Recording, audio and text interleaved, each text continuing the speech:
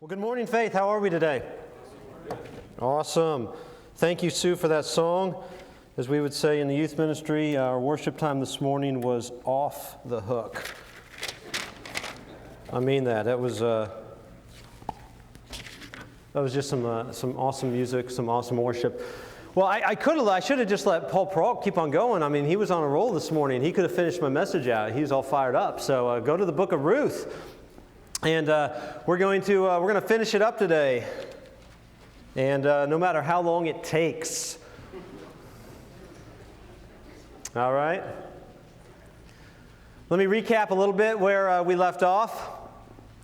There was a family from the land of Israel, the city of Bethlehem in Judah. Their names were Elimelech, the husband, the wife Naomi, and the two sons of Mahlon and Chilion. It was the time of the judges in the history of Israel, which meant that this was a time in which every man did what was right in his own eyes. So it was a very dark time in the nation of Israel, a very cyclical time of kind of judgment and then kind of deliverance, judgment, deliverance. And so probably under a time of judgment, there was a famine in the land, and so the crops were not producing. And so Elimelech decided to take his family, his wife and his two sons, and they moved into the land of Moab, which was a foreign pagan country. And there they lived, and over a course of events, eventually Elimelech died. The two sons took wives from the women of Moab, Ruth and Orpah.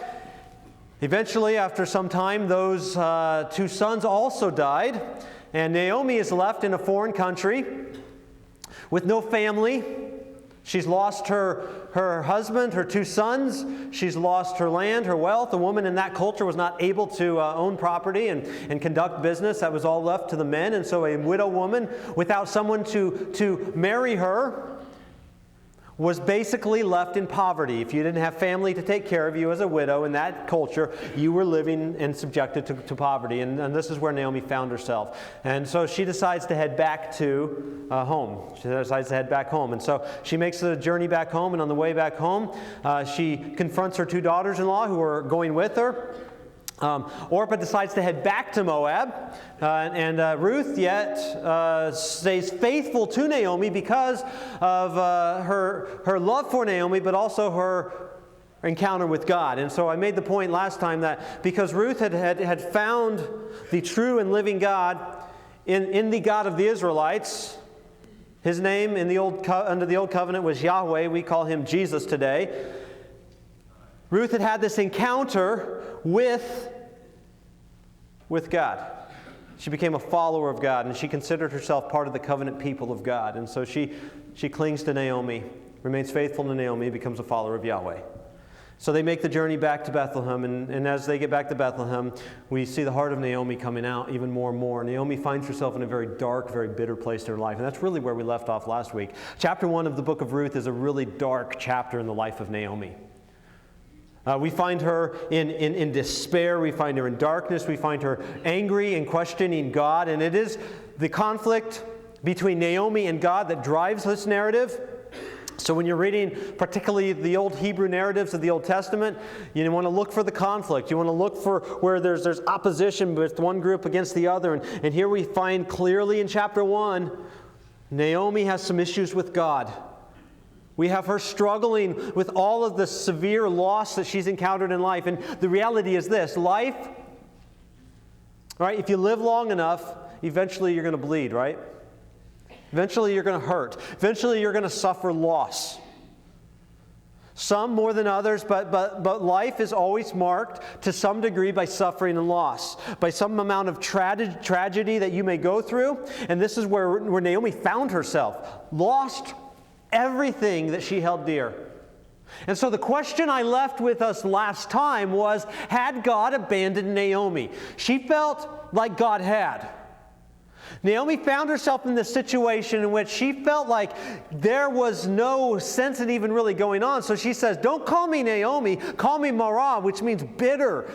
I'm angry, I'm upset because I feel like God has abandoned me. And so the point I made last time was that as you live life, you are going to experience times, if you're a follower of God, where you feel like God has abandoned you. And so when we have these situations in life in which We know things about God to be true. Like we know that God is faithful and we know that He loves us. And so there's this head knowledge about who God is. And we even believe it. But our experiences seem to run contrary to what we know to be true about God. Do you understand what I'm saying? So I feel right now like God has abandoned me. You ever been there? Like no matter how much you pray, no matter how much you read the Bible, no matter how much you try to do the right thing, it seems like God's not there blessing you. It seems like He's not changing your circumstances. And I'll be honest with you, I've been in times of my life where it just feels that way. Like you're trying to do the right things, but it seems like God isn't there. And so last month at Community Group, we kind of discussed some of that and kind of shared some stories about different times in our lives where we've been experiencing that, and we'll do that a little bit more tonight as we meet with our community groups tonight or later this week. But there's this reality that Naomi's facing. She feels like she's empty. She says, I went away full and I've come back empty because God's hand has gone out against me. That's where we left it last month. And so that's a really negative, dark kind of chapter in the life of Naomi. So if you go to the book of Ruth, chapter 2, the first word is what? If you're reading out the ESV, it should be most translations, now. Okay? Now in the Hebrew text, there's a shift in the narrative, marked by this word now. So it is a really good place to put a chapter division, because you're going to see a shift, something that's going to change the course of Naomi and Ruth's lives. And so it's been darkness, pain, suffering, brokenness, anger, bitterness. Chapter 2, now Naomi had a relative of her husband's, a worthy man of the clan of Elimelech, whose name was Boaz. And Ruth the Moabite said to Naomi, let me go to the field and glean among the ears of grain after him in whose sight I shall find favor. And she said to her, go, my daughter. So she set out and went and gleaned in the field after the reapers. And she happened to come to the part of the field belonging to Boaz, who was of the clan of Elimelech. And so here we have, in this culture, I want to explain what's going on. It was the barley harvest. And we know that they had had a famine for at least 10 years. And now God had richly blessed them. So this was a crop that they had been waiting for 10 years. Now in this culture, the women who had no land, no money, they would go and they would glean in the fields. And so what they would do is they were allowed, according to the custom, to go to the fields, and anything that was dropped or left by the harvesters, they were able to take and bring back home for themselves. Now, let's put it in perspective a little bit. If you had had 10 years of virtually no crops, and now all of a sudden you have a huge crop after 10 years, how much grain are you likely to leave behind? Right? If I'm an owner of a field, I'm telling my reapers, don't leave anything behind. We need to get as much out of this harvest as possible.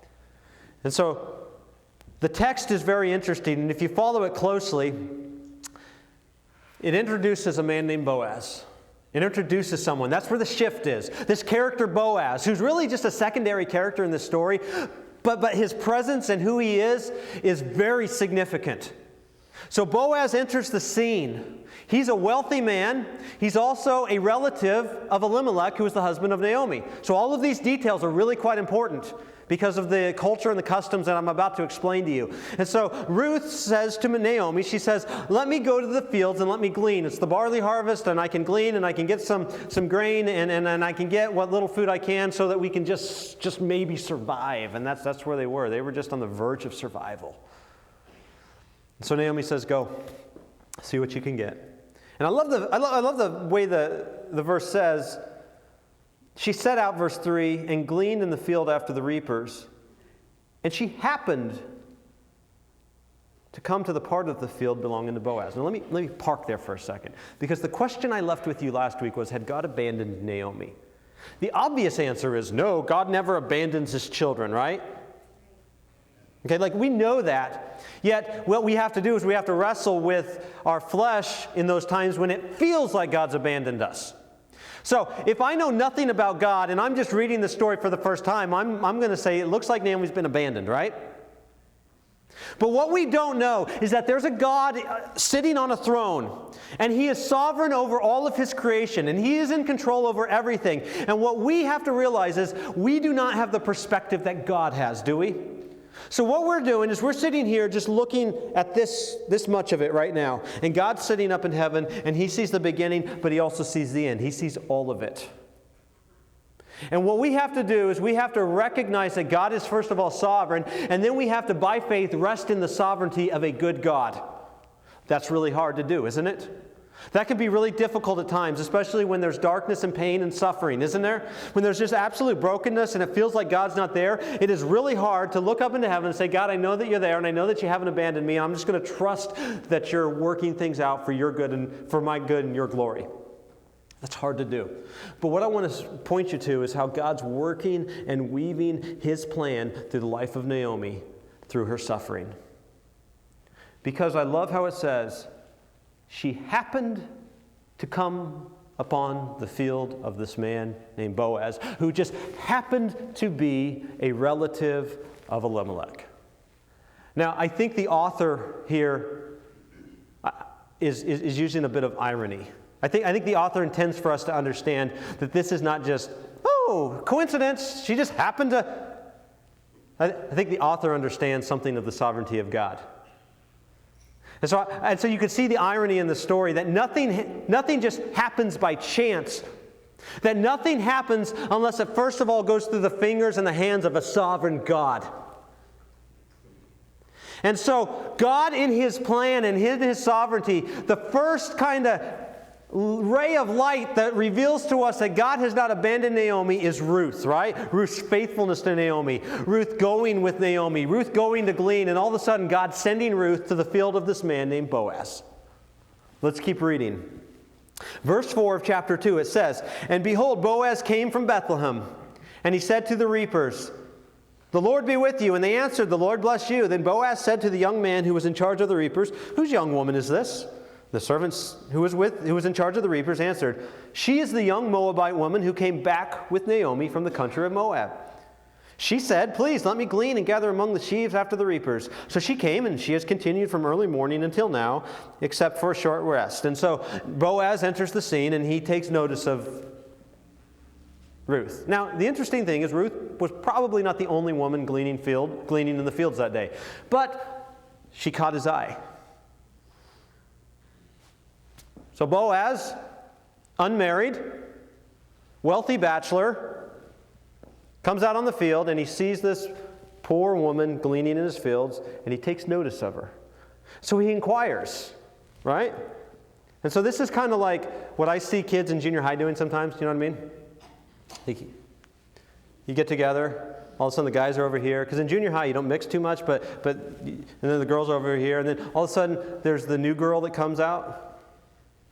Right? And so it's like, who's that? All right? So this was the new girl. And Boaz is like, who is that? Like he noticed her and there was something there and he's like, so he's asking about her, right? Like there's the new girl and he's like, who's the new girl? And so they're like, that's the daughter-in-law of Naomi. And she came back and Boaz is like, oh. So he says to Ruth, he goes up to her. So he's going to talk to her and he says, "Listen, my daughter, do not go to glean in another field or leave this one, but keep close to my young women. Let your eyes be on the field that they are reaping and go after them. Have I not charged the young men not to touch you? And when you are thirsty, go to the vessels and drink what the young men have drawn." And so what Boaz offers her is really, really significant for this culture. See, for a woman to go out into the fields and to glean was a very dangerous thing, actually, because there were a lot of, let me just put it this way, a lot of rough servant guys out in those fields that would oftentimes abuse these women that were out in the fields.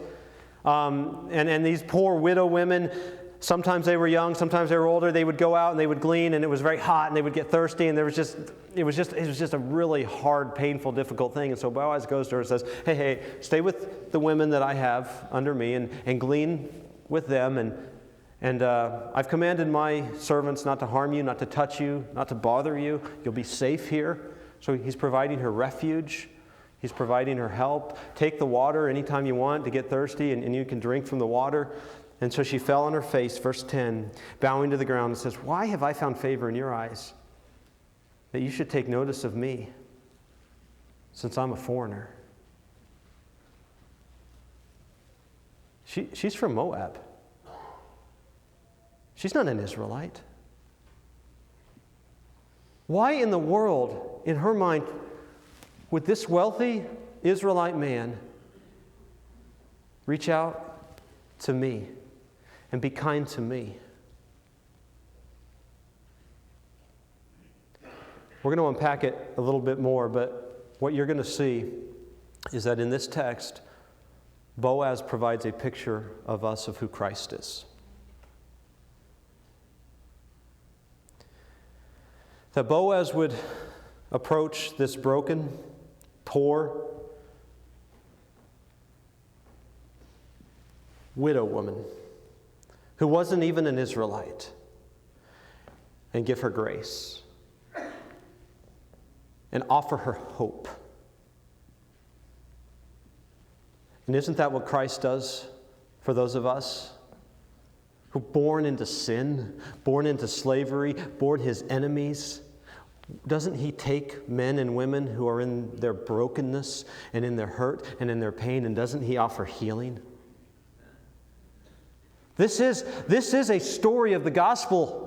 This is a story that points us directly to Christ. That as Boaz looks upon this foreigner, this broken widow woman, that he offers her hope, that he's going to offer her healing. And so she looks at him, and before his presence, she bows down and she says, "Why have I found favor that you should look on me with favor?" But Boaz answered her and says, "All you have done for your mother-in-law since the death of your husband has been fully told to me, and how you left your father and mother and your native land and came to a people that you did not know before. The Lord repay you for what you have done, and a full reward be given to you by Yahweh, the God of Israel, under whose wings you have come to take refuge." Now, let's stop right there, because Boaz says, "Listen, I know your story. I know the kind of woman that you are. I know what you sacrificed to be able to come here and to be faithful to Yahweh and to be faithful to Naomi and all that you've done. May God repay you for what you've done. Look at your faithfulness to him. Look at your faithfulness to Naomi." And so what Boaz does is he takes notice of this woman's character. He takes notice of her faithfulness, and that does something for him. That draws her to him. And then he ends it by saying, verse 12, he says, "The Lord repay you for what you have done, and a full reward be given to you by Yahweh, the God of Israel." Now take notice of this language. He says, "Under whose wings you have come to take refuge." There's going to be at least one other spot in this story where wings of refuge becomes a theme. And so let's just unpack it a little bit, because we have Ruth and Naomi in a place in which they are vulnerable, they're poor, they're hurting, they're broken. There's not a lot of hope for them. It seems like maybe God has abandoned them, and yet we have Boaz coming on the scene, showing them grace, showing them mercy. But ultimately, he says, "You have come to the God of heaven, to Yahweh, the God of Israel, and under his wings you have taken refuge." So this idea of wings being spread out and finding refuge under the wings of the God of heaven runs throughout this narrative. And that even though at times it seems like there was no refuge, even though at times it seems like there was pain and suffering and hurting, and there was pain, and there was suffering, and there was hurting, but what we have to realize is that in the midst of all of that, there was always a God. There was always a loving, caring Jesus who will, if you will submit underneath him, if you will place yourself under the wings, he will provide you refuge. He will provide you protection. He will take the hurt. He will take the pain, and he will bear it, and he will heal it. And this is where Ruth is, but that's a process. This is where Naomi is. That's a process where as they find refuge underneath the wings of their God, that he will provide healing, because he is a good God and because he is a loving God, but he's a God that will allow us to suffer. And that's what we don't oftentimes hear preached, is that a lot of times what you hear is that, if you're hurting, if you're suffering, take Jesus and try Jesus, and he'll take that from you. Jesus does take the suffering, he does take the hurting, but he does allow us to walk down those roads sometimes. But what he has promised, understand this, even though he allows us to struggle, even though he allows us to suffer, he has promised never, ever to remove his wings of refuge from us. His wings of refuge are always there. His wings of refuge will always cover us, no matter what he's asked us to walk through. We have to believe that. We've got to know that. We've got to understand that. We've got to find rest and peace and have faith in that, as hard as it is sometimes. And this is where Ruth and Naomi find themselves. Then verse 13, it says, she responds, "Have I found favor in your eyes, my Lord? For you have comforted me and spoken kindly to your servant, though I'm not one of your servants." So she's like, I'm not even one of your servants. I'm not even one of your countrymen. I'm a foreigner. Yet you've looked on me with favor. Just like those of us born into sin, born the enemies of God. How awesome and how amazing is it that there is a God in heaven that will draw you to himself? How amazing is it that Jesus would look upon you in all of your sin, in all of your weaknesses, in all of your brokenness, and look on you with favor. The story goes on. At mealtime, Boaz said to her, "Come and eat some bread." And she sat beside the reapers, and he passed her roasted grain, and she ate until she was satisfied. And she had some left over. So he invites her to the meal. I want to draw out all of these themes, and I can't. All right? The idea of eating the meal with the master. All right? I just want to point you to a day when we're going to sit at a table with our King. And there's this thing in Revelation called the marriage supper of the Lamb. And this theme of sitting with the King. Sitting at the King's table and eating with the King. For those of us who know Christ, that's what lies in store for us. That there's a day coming. No matter the struggles and sufferings that come in this life, there's a day coming in which you will sit at the table of the King. And you will eat and you will worship. Verse 15, when she arose to glean, Boaz instructed his young men, saying, "Let her glean even among the sheaves, and do not reproach her. And also pull out some from the bundles for her, and leave it for her to glean, and do not rebuke her." So he says, "Listen, guys, I know I told you to gather up everything, but if Ruth is around you, you leave some for her." "Okay, boss." So she gleaned in the field until evening. Then she beat out what she had gleaned, and it was about an ephah of barley, and she took it and went up into the city. Her mother-in-law saw what she had gleaned. She also brought out and gave her what food she had left over after being satisfied. So she brings home some lunch. She brings home the barley from the harvest. And her mother-in-law said to her, "Where did you glean today?" I mean, Naomi's seen this. Okay, Naomi's expecting her to come back with maybe a handful of grain, whatever she was able to, a little bit she was able to get just to feed them for the next day. And Ruth comes home with this basket of grain and some food from lunch. And so you can imagine Naomi is shocked. She's in this place where she looks at what Ruth has brought home and she says, "Where in the world did you glean today? And where have you worked? Blessed be the man who took notice of you." So Ruth told her mother-in-law with whom she had worked and said, "The man's name with whom I work today is Boaz." Now, Naomi knew who Boaz was. Because in verse 20, she says to her daughter-in-law, "May he be blessed by the Lord, whose kindness has not forsaken the living or the dead." Naomi also said to her, "The man is a close relative of ours. One of our," what's the word? All right. One of our redeemers. One of our kinsmen, some of your translations say. So what you're going to see is the idea of the kinsman redeemer being fleshed out in this text. The ESV uses the word redeemer, and I like that translation better because it better conveys what Boaz is to this family. He is a redeemer for Ruth and Naomi. See, in this culture, something very interesting was required to happen. If a man married a woman and the man died, in order to keep the family name going, to keep the land producing fruit, the nearest relative, usually it was a brother, of the one that had died, was required to marry the wife of the one that had died. So, if I get married and I die, my brother would be required to marry my wife and keep things going, keep the name going, keep producing offspring, keep the land going, right? If I didn't have a brother, it would go to a near relative, a cousin or something like that. And so the family, and keeping the family going, and keeping the land in the family, was huge in this culture. And so what they came up with was what we call the concept of a levirate marriage. So if I was single and one of my close relatives died, part of the levirate marriage was I was required to redeem the land that belonged to him and redeem the wife. And so all of a sudden, Naomi finds herself in an interesting situation. She finds herself realizing and seeing that redemption for her is a possibility. That restoration could be at hand. That maybe God hadn't abandoned her after all. That maybe there was hope. That maybe there was something to cling on to that could give her hope to keep going. So what we found in chapter 1 was we found Naomi dark, hurting, despair, loneliness.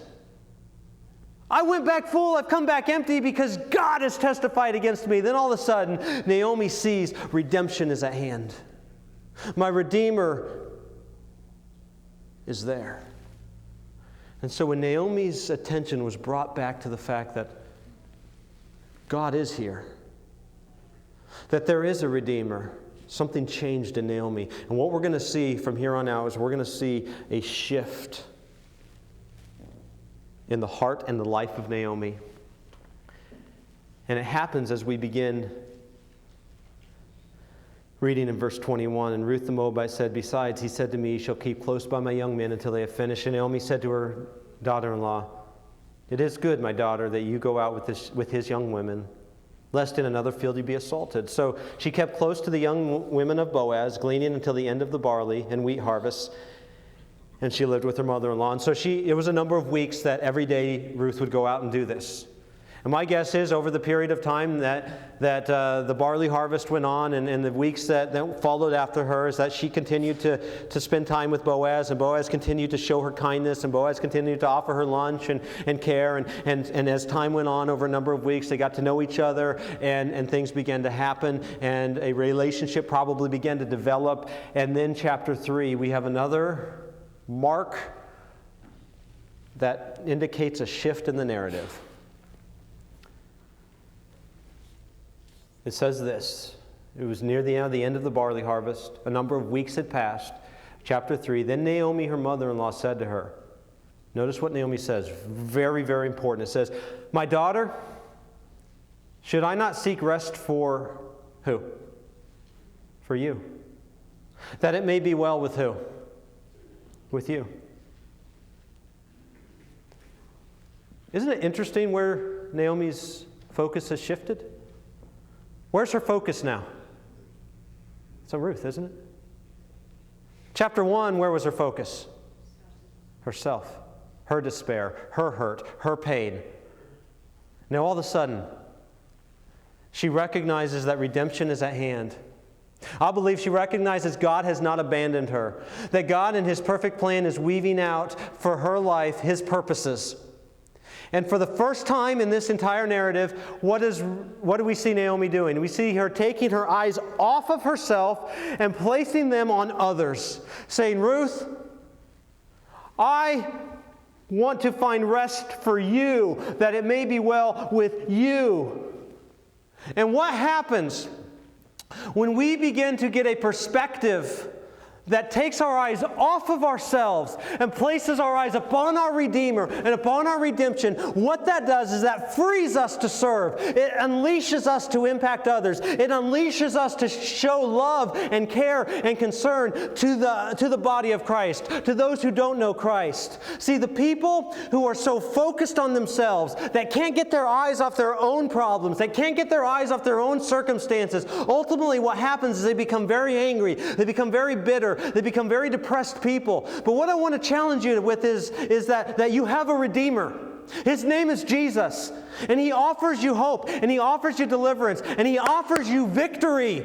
See, what we don't realize sometimes is that the victory that Christ secured on the cross is ours today. When Christ said, "It is finished," we sang the song this morning, "It is finished." He meant it. Our sin was paid for. Our relationship with God was secure. Even though difficulty may come, and it does, if we can get our eyes off of our circumstances and on our Redeemer, it will absolutely free you to impact and serve the body of Christ. It will. But we've got to take our eyes off ourselves. We've got to take our eyes off our circumstances. We've got to place them on Jesus. And when Naomi began to realize that her Redeemer was there, that redemption was at hand, that hope was actually there. It's like she had hope for the first time in this entire story. There was real, lasting hope. And guess what? It didn't rest in her circumstances really changing as much as what? A person that could redeem, which would ultimately change her circumstances. But her hope rested in the Redeemer. If our hope as a church rests in anyone but Jesus Christ, you're going to be left in despair. I do not know how a broken, lost world goes and functions without knowing Christ. I don't know how they do it. This world is so hurting. It is so broken. There are people outside of these walls today that have zero hope. That's why the number one prescribed drug in America is what, Ron? Antidepressants, right? I'm not looking for a specific one. The number one type of drug is antidepressants, right? People are searching for answers. People are searching for hope. A lot of them are finding it in a pill, in a bottle, in one broken relationship after another. This world is hurting and it's broken. And guess what? We have the answer. His name is Jesus. He is a Redeemer who came to pull people out of their despair, to pull them out of their darkness, to pull them out of their brokenness, and to give them hope. This is what Jesus does. He offers people hope through His cross. This is why we proclaim the gospel. Because this world is broken and it is hurting, and Christ rescues and redeems people out of that. And if you're sitting here today and you're so focused on your circumstances that you can't see the Redeemer, let me challenge you to take your eyes off yourself and put them on Christ, and recognize that your redemption is at hand, that Christ has rescued you and He has freed you to serve. And that's exactly where Naomi is. My daughter, verse 1, should I not seek refuge for you, that it may be well with you? So there's a shift in the life of Naomi right here, and it's massive. Is not Boaz our relative, with whose young women you were? See, he is winnowing barley tonight at the threshing floor. Wash therefore and anoint yourself and put on your cloak and go down to the threshing floor. But do not make yourself known to the man until he has finished eating and drinking. But when he lies down, observe the place where he lies. Then go and uncover his feet and lie down, and he will tell you what to do. And she replied, all that you say I will do. So Naomi hatches a plan. All right? How many of you women are planners? Like you plan. This is my wife. My wife is a planner. She has the next 6 months planned out in detail, and they are all written on the calendar, and it better not change. All right. Ever since we each have an iPhone, right? And ever since iCloud came out, iCloud syncs all your calendars. So if she puts something on her calendar, it comes up on my phone too. So throughout the day, I get about 50 ding, ding, ding reminders coming up, and none of them are mine. They're all my wife's. and so she's a planner, you know. So I could see a lot of my wife here in the character of Naomi, because Naomi's like, I got a plan, and it's a good one, and it's going to benefit you, Ruth. It's going to provide refuge for you. It's going to provide redemption for you, Ruth. So I want to do this for you. So get yourself all dolled up. Like, you gotta look good. You gotta smell good. Put on your cloak, you know, look good. All right? And find Boaz tonight. He's at the threshing floor. Now, how many of you think it's strange that Boaz was sleeping at the threshing floor? Anyone ever read them and been like, why? He's probably got a huge house with a bed and everything. He's sleeping there. He was probably guarding his grain. 10 years of famine, huge crop. He's not gonna sleep anywhere but where his grain is. He's gonna guard it. It's not gonna get stolen. And so they go to so he's at the threshing floor. He falls asleep, and granted, it looks a little shady, right?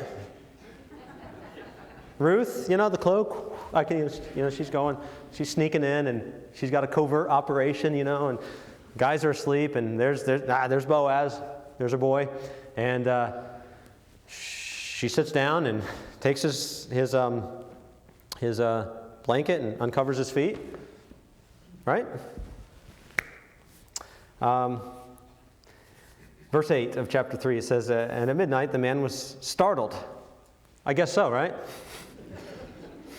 And turned over, and behold, a woman lying at his feet. Right? Whoa! So he's sleeping, right? All of a sudden, toes are a little cold, right? He wakes up and, whoa! It's a woman. Okay? It's just going to be a little startling. There's no lights, it's not like there's street lights or anything. It's pretty dark, and he's like, what is the woman doing here? And he says, who are you? She answered, I'm Ruth, your servant. Now at that point, I bet she's like, Ruth. Notice what she says. Spread your what? Spread your wings over your servant. Ultimately, whose wings had she found refuge under? God's.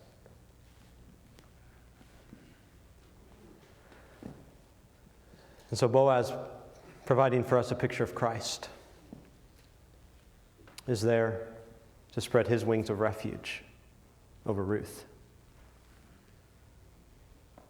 Spread your wings over your servant, for you are the ESV says, a redeemer. You're the only one that I know of that can redeem me. You're the only one I can turn to for refuge. You're it, Boaz. There's no other. So I'm coming to you. And I'm asking to find refuge under your wings. I'm coming to you, Boaz, asking you to redeem us, asking you to redeem me. And if we are going to enter into this covenant relationship that we desire with Christ, Christ in His love offers refuge. Christ in His grace and mercy offers deliverance. If we will but come and place ourselves underneath His refuge, place ourselves underneath His wings, and allow Him to redeem us, allow Him to pull us out of our sin, allow Him to pull us out of our brokenness, He'll do it. He will absolutely, because He's the only one that can. We can look for deliverance and peace and happiness in all different kinds of nooks and crannies of this world, but I'm telling you, the only one that can provide ultimate peace, ultimate deliverance is Jesus, because He's the only one that died and rose for you. And so as we continue, what does Boaz say? He said, may you be blessed by the Lord, my daughter. You have made this last kindness greater than the first, in that you have not gone after young men, whether poor or rich. He's like, you didn't, and I love the imagery here, because the parallel is so obvious. You didn't go after all of these other things that ultimately couldn't provide what I can provide for you. You could have gone after these young men. You could have gone after these servants. You could have gone after, but you didn't. You waited and you sought after what only I could provide for you, Ruth. So rather than wasting time pursuing that which only ultimately God can provide, let's run to Jesus.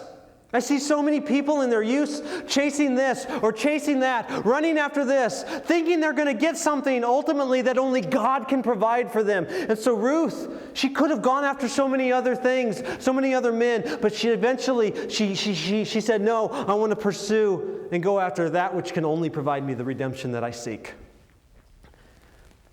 And he says, I will do for you all that you ask. For all my fellow townsmen know that you're a worthy woman, and now it is true that I'm a redeemer. Yet, because now we got an interesting twist in the story. There was a redeemer near and nigh. There's a relative actually that's closer relation than myself. Remain tonight, and in the morning, if he will redeem you, good, let him do it. But if he is not willing to redeem you, as the Lord lives, I will redeem you. So she lay at his feet until the morning, but arose before one could recognize her.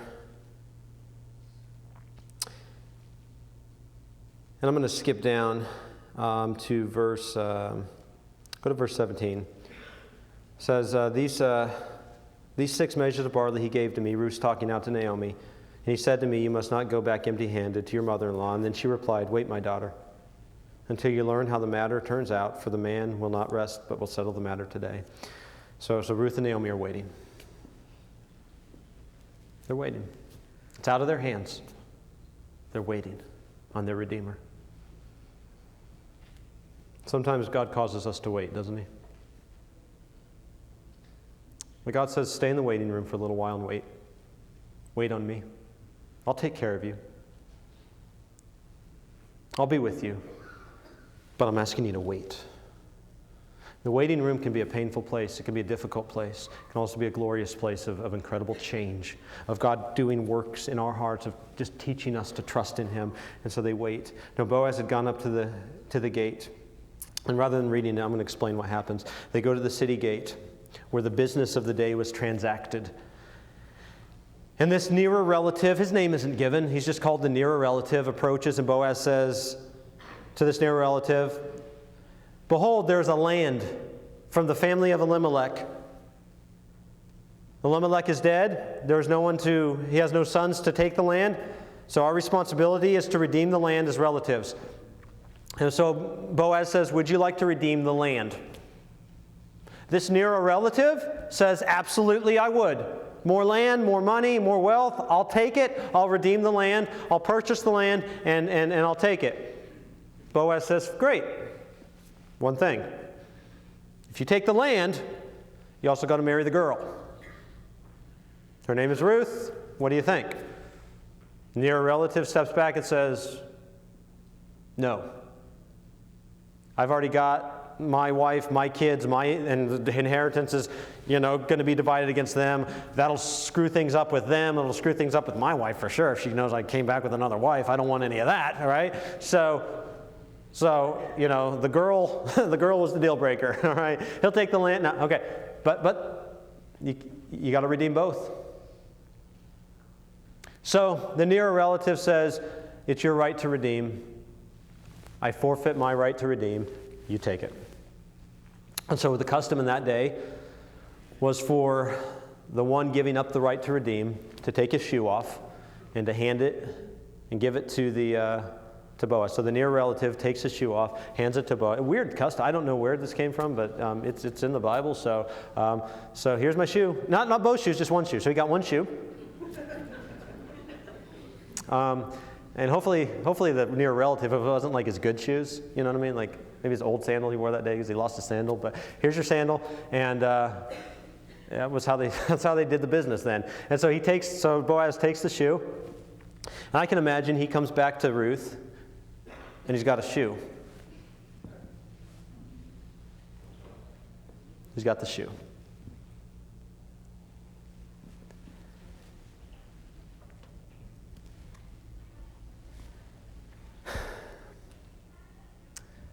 Verse 9 of chapter 4.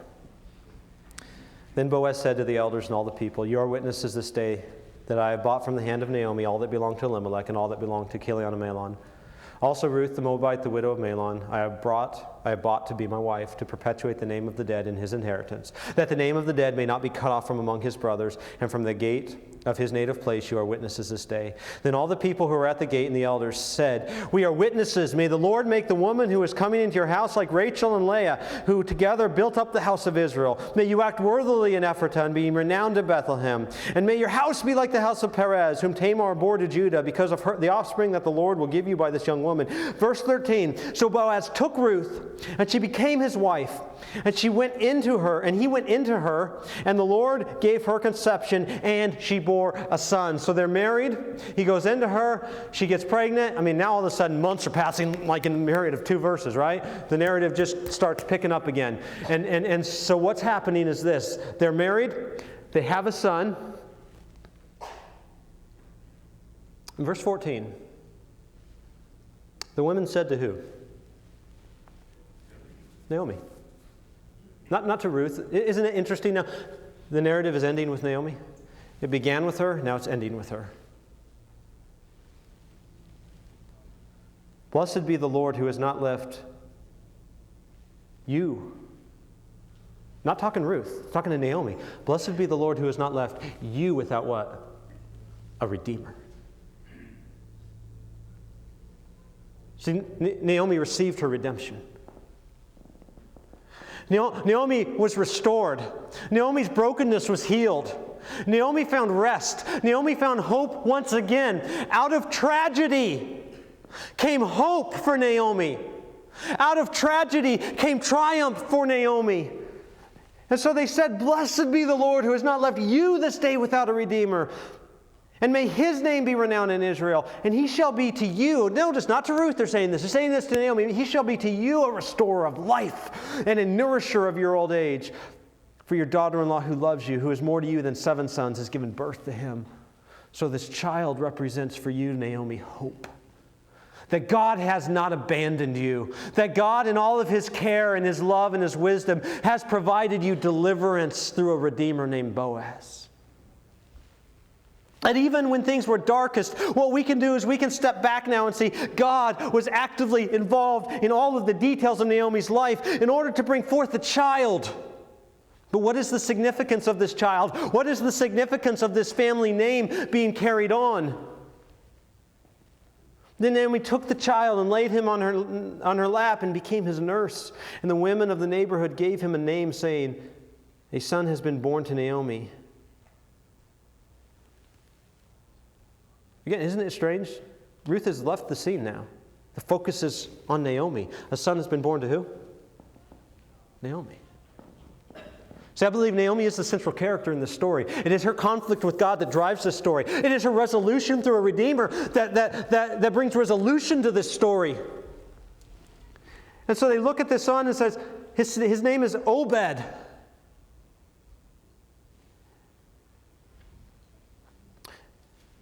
And this story ends with a genealogy, and usually genealogies are incredibly boring and seemingly insignificant. They're not.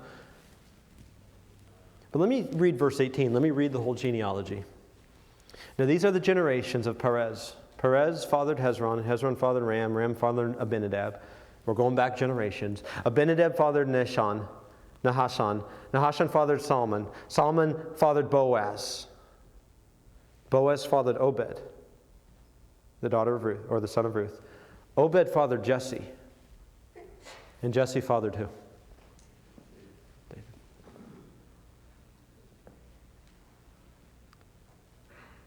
We have the awesome privilege today of reading this story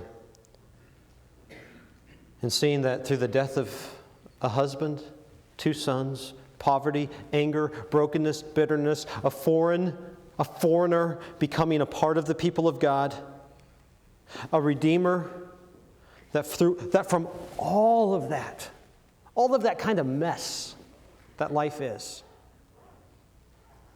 a child was born.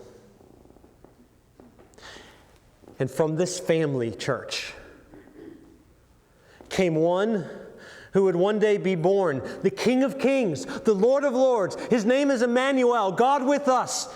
His name is Jesus.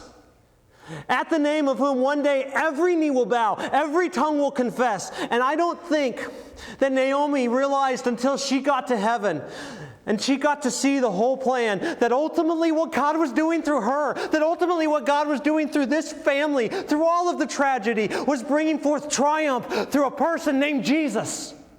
She got to see that, but not till she got to heaven. And that if we can understand that through the mess that is our lives, that ultimately God is working out His plan to bring people to know their Redeemer, Jesus. That if we cannot waste our lives focusing upon our struggles to the point where it renders us ineffective, but if we can as a church live our lives with a perspective that says, I know that God has a plan for my life that includes people getting saved, that includes people meeting their Redeemer, that if that can be our focus, that if we can understand our redemption is here, our redemption is in our hands, that it's already been provided and secured, that will unleash us, church, to share this message of hope with a world that desperately needs hope. That the circumstances of our lives are woven in such a way that God is carefully working out His plan to redeem. So let's place our eyes this morning upon our Redeemer. I'm going to have our worship team come, and I know we're over, but I do want to end with a song because I think this powerfully connects us to the truth that we know to be true. We are, as we sing, Behold Our God, can we sing it with this perspective? That you may not understand completely what God is doing through the circumstances of your life right now. The reality is you may not know till heaven what God is doing right now. But if we can just try through the singing of this song to take our eyes off of ourselves, to place our eyes on our Redeemer, that will in some way free us to be who and what God has called us to be. That will unleash us as a church to minister and serve a lost, broken, and dying world. So I'm going to have us stand, and we're going to sing, Behold Our God.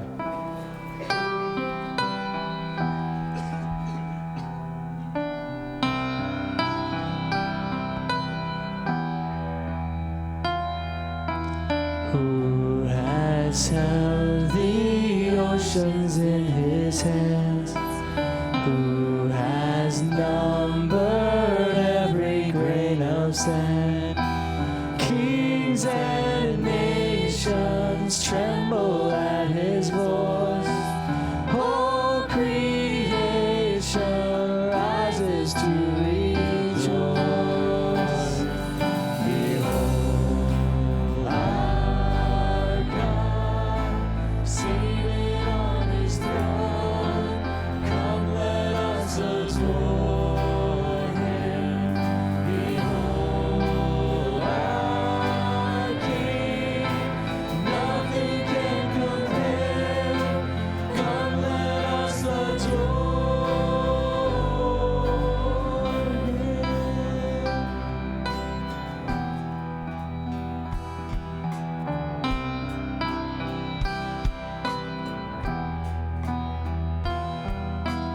Who has given counsel to the Lord? And who can question any of his words?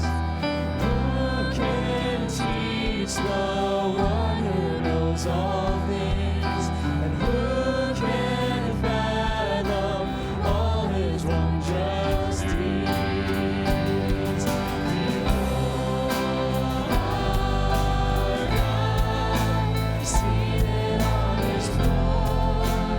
Come, let us adore him. Behold our King, nothing can compare. Come, let us adore him.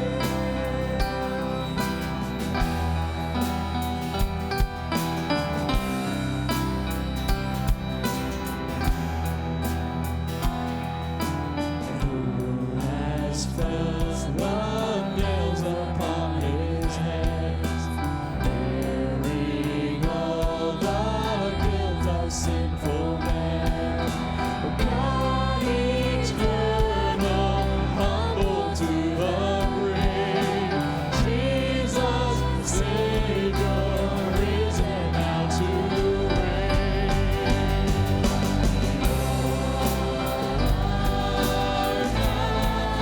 Seated on his throne, come, let us adore him. Behold our King, nothing can compare. Come, let us adore him.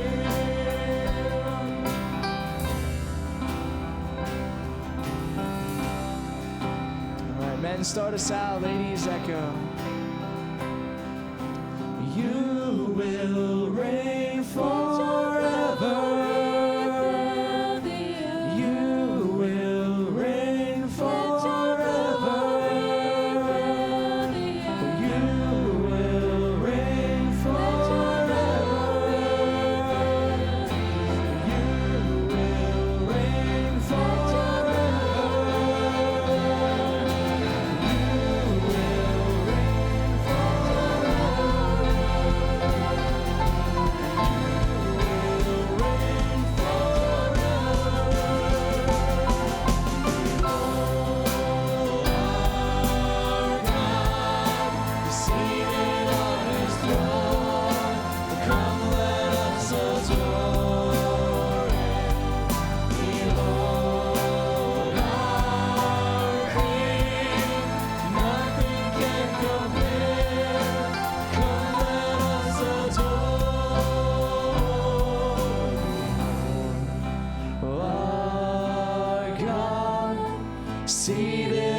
on his throne.